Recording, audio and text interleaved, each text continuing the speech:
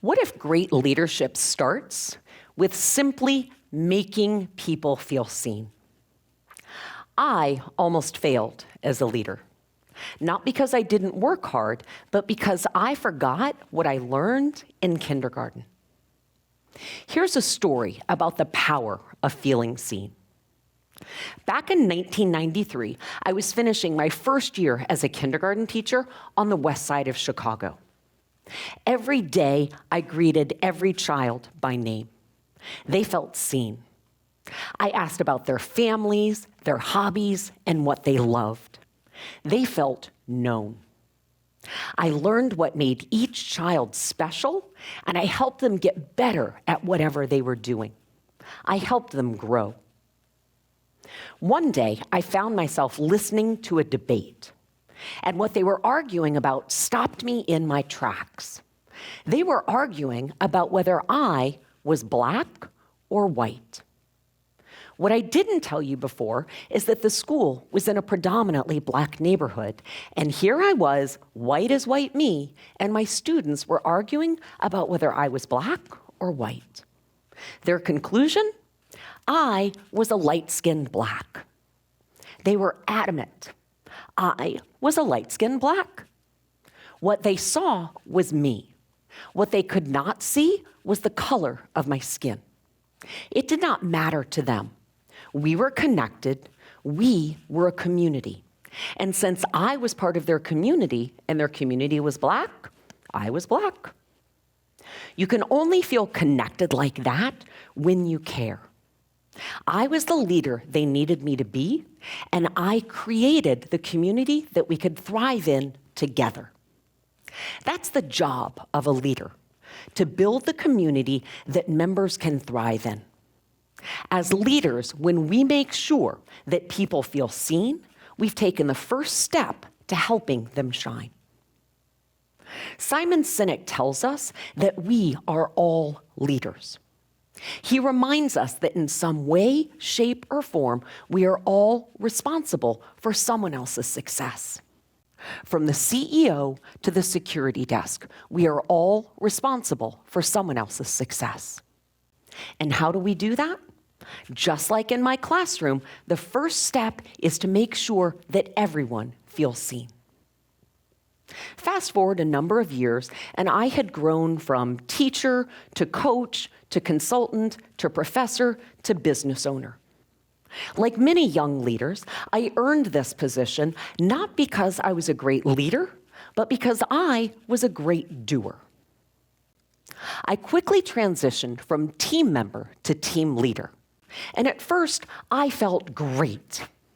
I had done well in my previous role, and so I felt confident in my skills and my abilities as a leader. I had great systems, I had great processes, and I thought I was doing everything right. On paper, it was perfect, but in real life, it wasn't working. Something was missing. So I did what a lot of leaders do. I doubled down on my systems, and I poured everything into efficiency. Quickly, it stopped feeling fun. It started to feel like work. And suddenly, I was very, very lonely. And my team was not thriving. They were missing out on the leader they needed me to be for them. What might be clear from this story so far is that I am hardwired for systems and efficiency. Systems and processes come naturally to me, but people don't thrive on systems alone. Fortunately, as bad as I can be at picking up people clues, I've always been wise enough to surround myself by people who embody the skills that I lack. That's one great thing that leaders do that I got right. We work deliberately to balance the strengths on our teams. Heidi is one of those people that is a balance to my particular strengths. I will never forget the call with Heidi that changed everything for me about leadership. On this day, I was in the middle of yet another call that she endured where I was offering what I thought was a helpful and profound lecture on yet another protocol she was supposed to be following for me. At one point, Heidi interrupted me, and she didn't just speak, she wailed. "You don't get it. You're the leader. It's like you're the parent and we're the children. It's not our job to take care of you, it's your job to take care of us." My automatic response was to launch into a checklist defending all the ways that I did, in fact, take care of Heidi and the team. But the deep breath I took gave me the time to realize that what Heidi was asking for was not to be taken care of, but to be cared for. And she was right. I almost failed as a leader because I forgot what I learned in kindergarten. I forgot to make sure that the people mattered. I had put process and profit in front of people. And that's not how to build a community that thrives. So I went back to kindergarten and reminded myself of the 3 steps to building a community where people feel seen. Greet them, know them, grow them. These lessons are not rocket science, and these lessons are not just for me. Heidi is not the only team member that has felt not cared for, and I am not the only leader that forgot to put people first. We are currently in the throes of an epidemic of workplace detachment. How bad is workplace disengagement? Right now, only 31% of employees are engaged.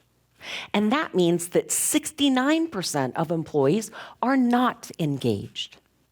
And 17%, almost 1 in 5, are actively checked out. And this growing trend is most profound among workers younger than 35. According to research, 2 of the factors that lead to employee discontent include, number 1, no one cares about me as a person, and number 2, no one encourages my development. How significant is this for employees? Right now, only 39% of employees feel that someone cares about them at work. And only 30% strongly agree that someone encourages their development. Again, these effects were most pronounced for workers younger than 35, in particular Gen Z. But there is hope. Despite the challenges, research shows us that organizations have achieved engagement levels more than twice the national average. How have these organizations reversed these trends? By focusing on a few strategies, one of which is selecting leaders that have the ability to engage and inspire their employees. When we put process and profit over people, we all miss out. It's no wonder Gen Z is checking out on the workplace. But we can change this. Remember Simon Sinek's wisdom? We are all leaders. We are all responsible for someone else's success. How do we do that? We start by making people feel seen. Let's go back to my classroom and review the 3 steps for building connection. They work for adults too.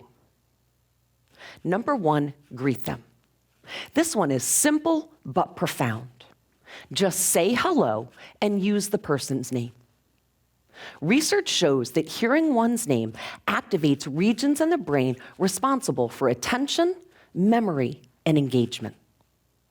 The use of one's name is so powerful that research on runners shows that using your own name during competition makes you run faster. Just saying their name shows people that they are seen and that they matter.